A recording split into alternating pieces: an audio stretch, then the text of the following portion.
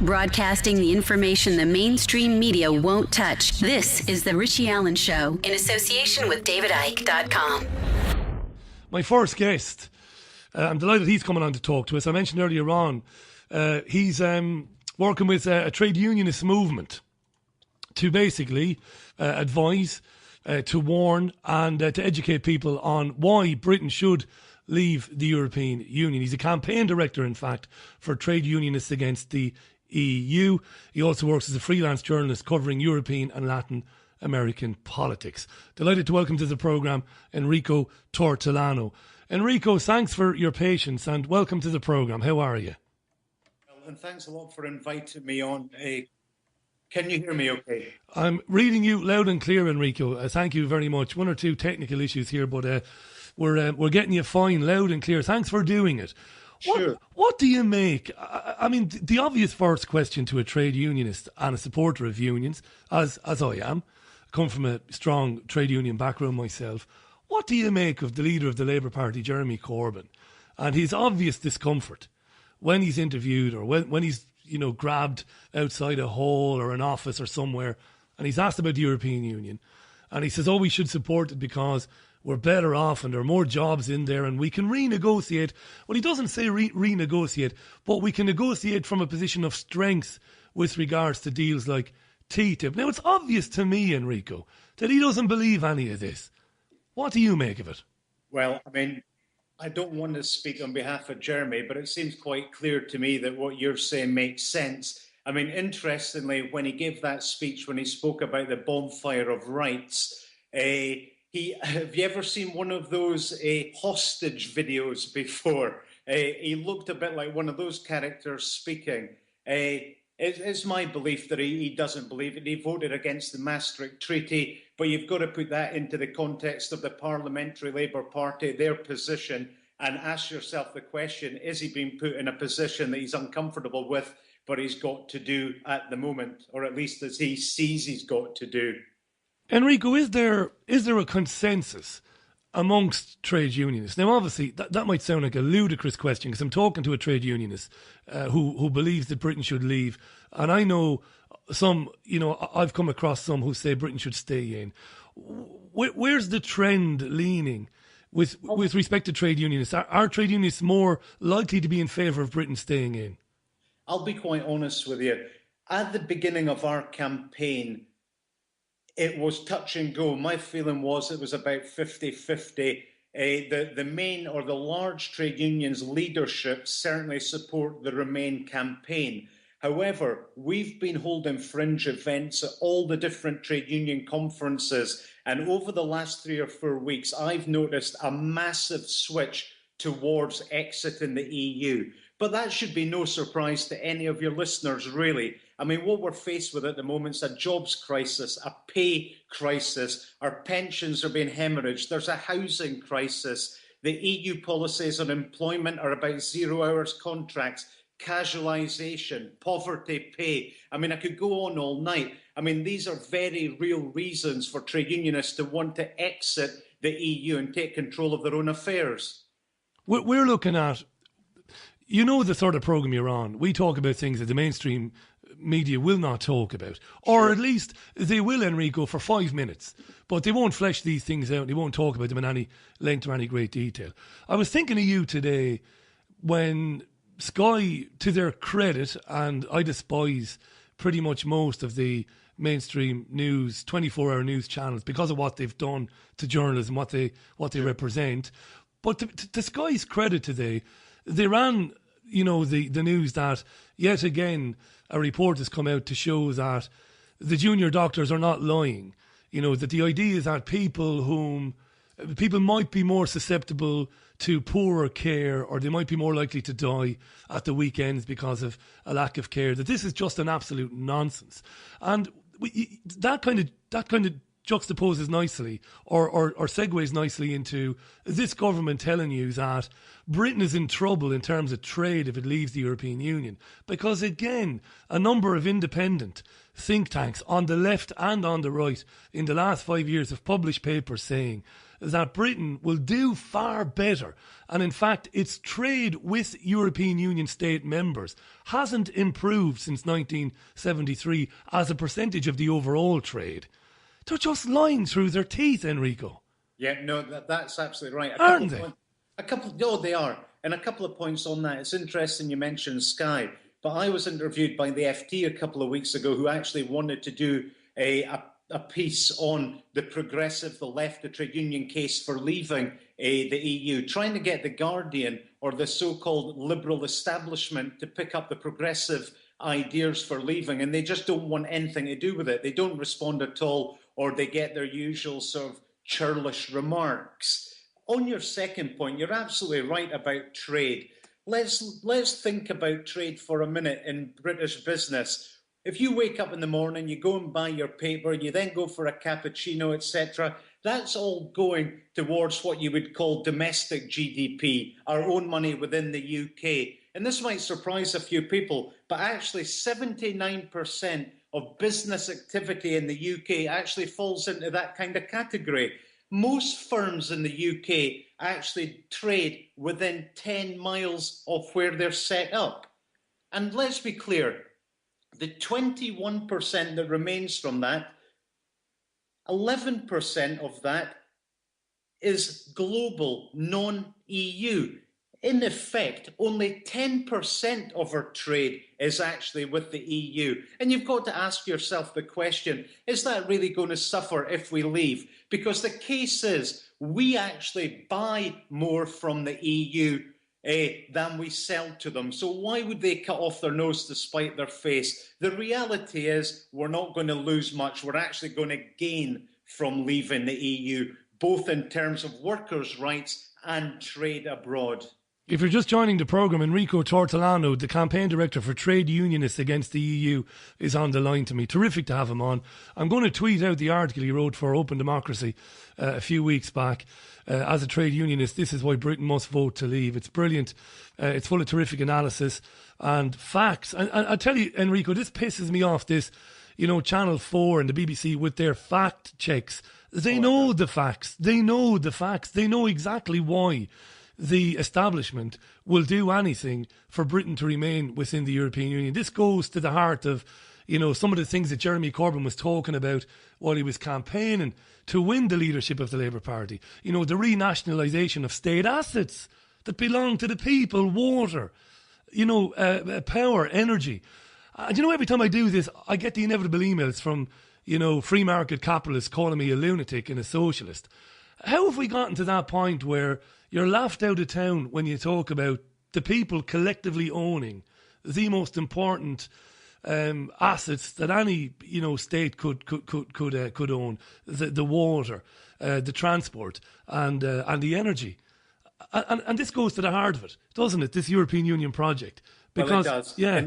And let's look at, I'm not going to blind the listeners with statistics, but it's worth bearing in mind that 62 of the wealthiest people in the world currently own more than half the world's population, yeah?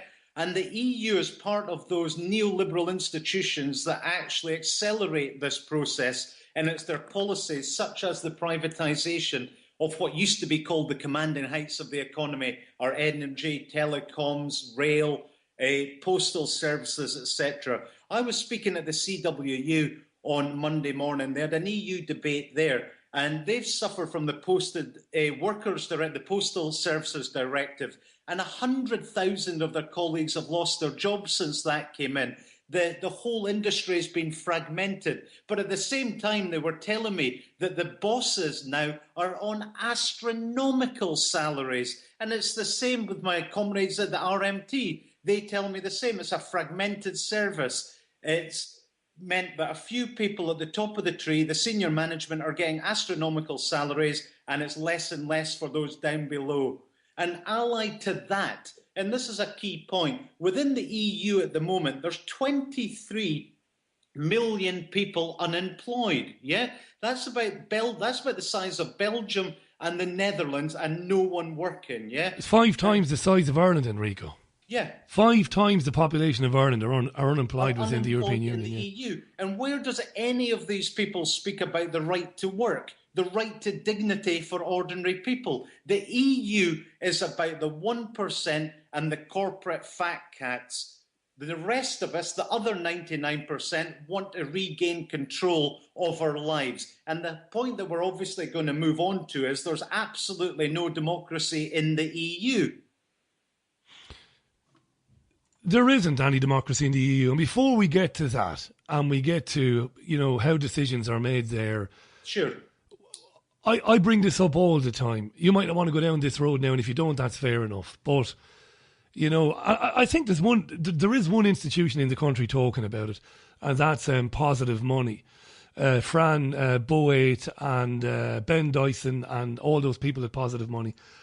Where this all leads ultimately is central banks and the banking cartels and a handful of banks feeding into the International Monetary Fund and the World Bank, which basically invent money out of thin air, Enrico.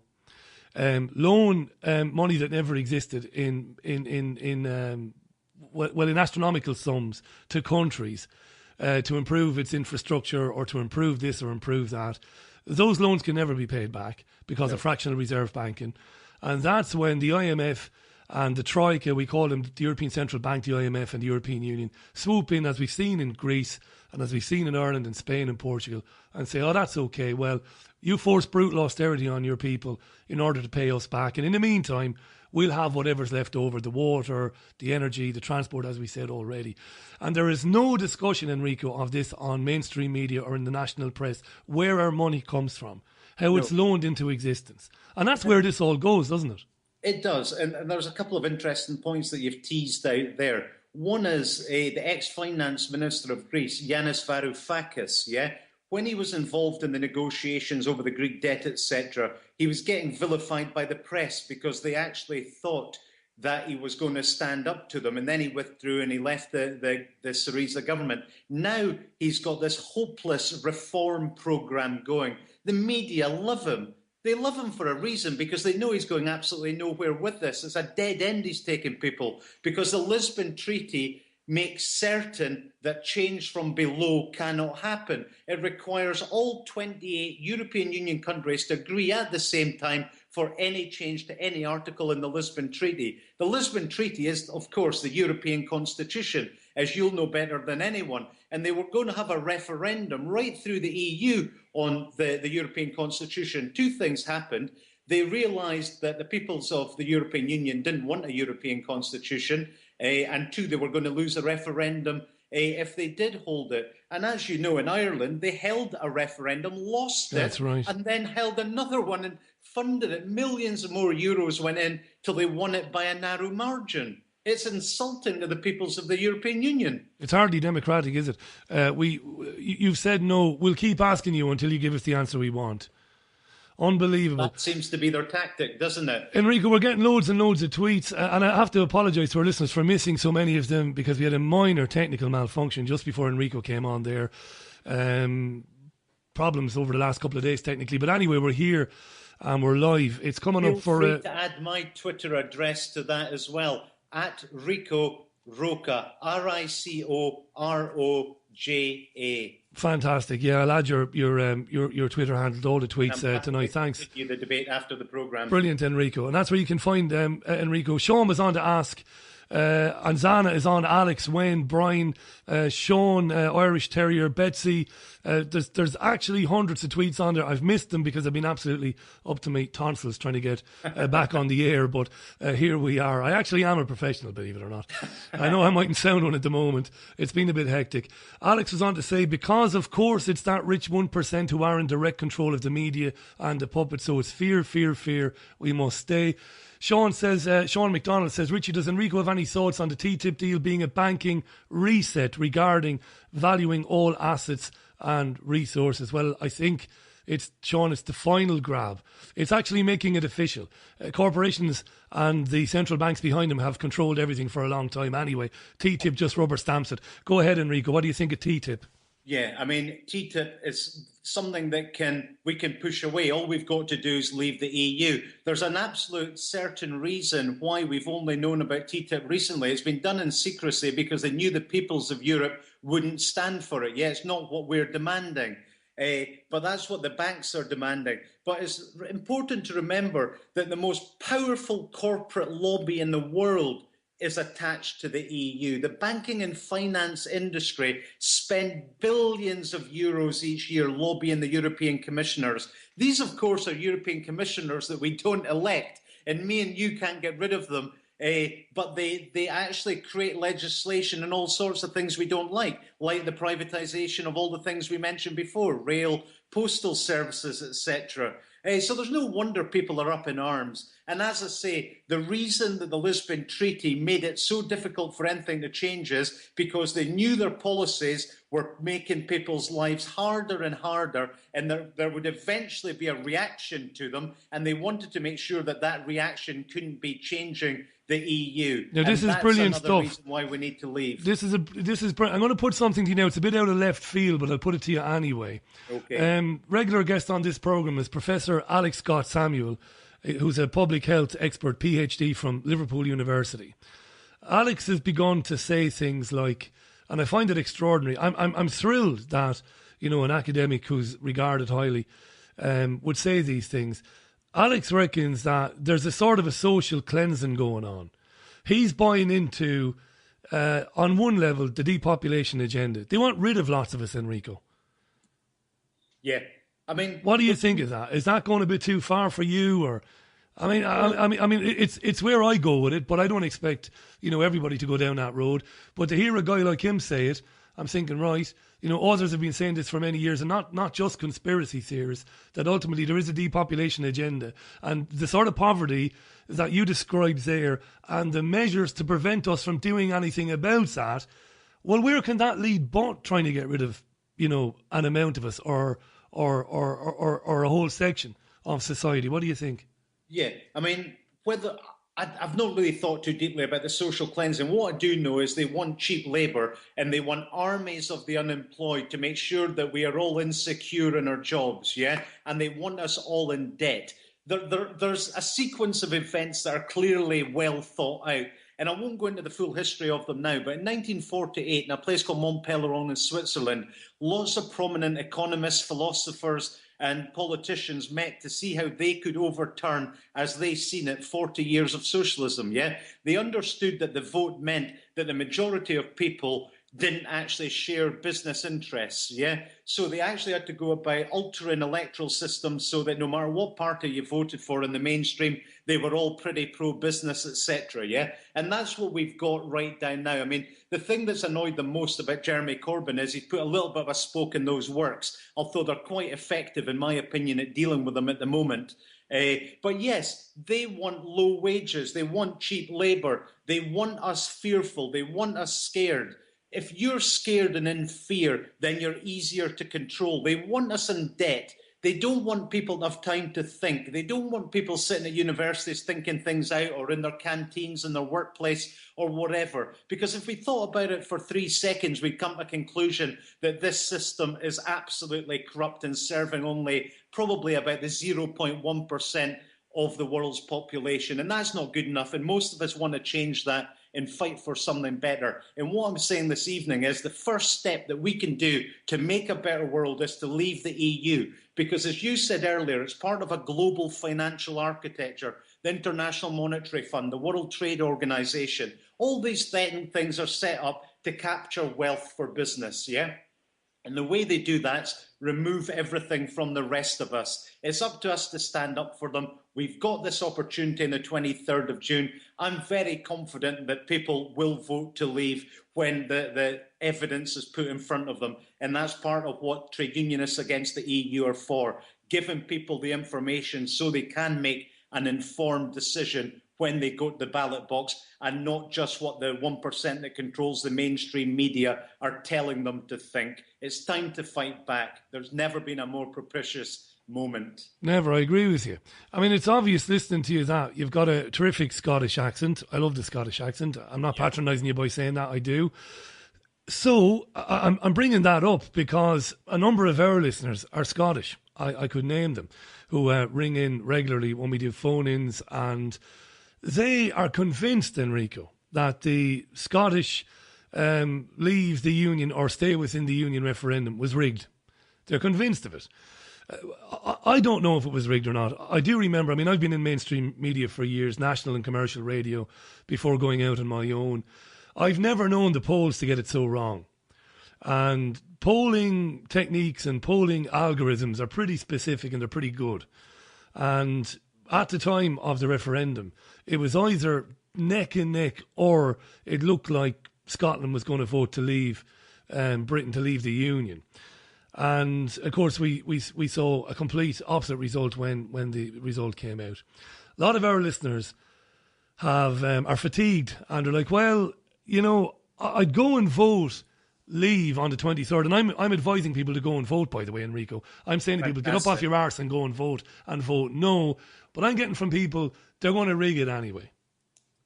Well, there's a number of issues that get teased out there again by you, and they're all really relevant. The one is how little trust people have in those who govern us at the moment, and there's very good reasons for that. So I don't know if they're going to rig the vote or not. What I'm going to do is make sure that the evidence that we've got against the EU gets out there to the trade union movement. That's what the trade unionists against the EU are all about.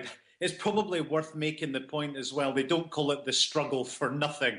There's a very good reason for that. And like all the good things that we've won throughout the decades, they've never been easily won. They've never been handed down by a benevolent upper class or whatever. They've always been fought for and won by working people. And that'll be the same with our liberation from the EU.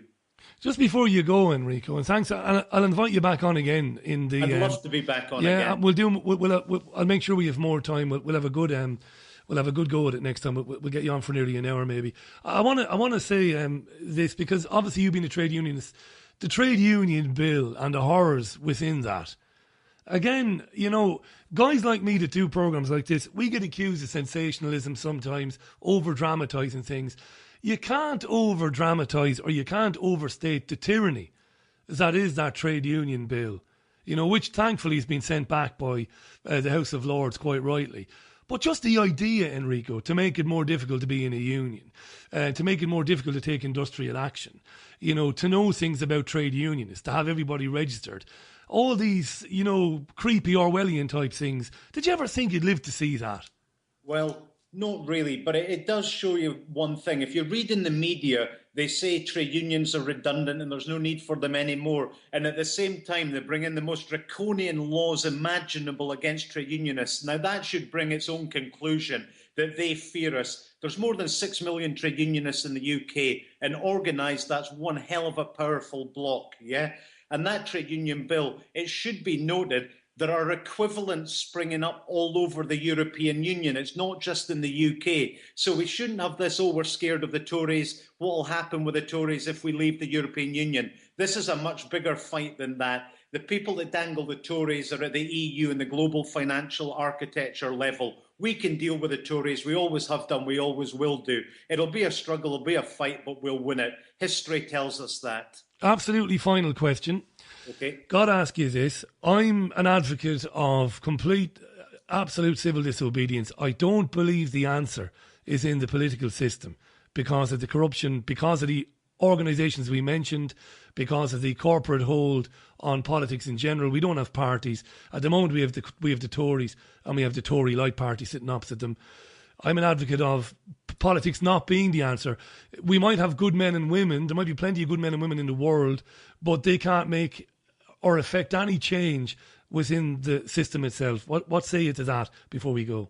A couple of points. I can understand why people think that. I actually share the view that what we need in this country is more political education. It absolutely astounds me that people can go through school, know nothing about politics, economics, or not so much know nothing, but not be taught anything on it, and then being given the right to vote at 18. Surely in any democracy, people have got to be informed and they've got to have a good education system. And we need a much better education system than we've got now.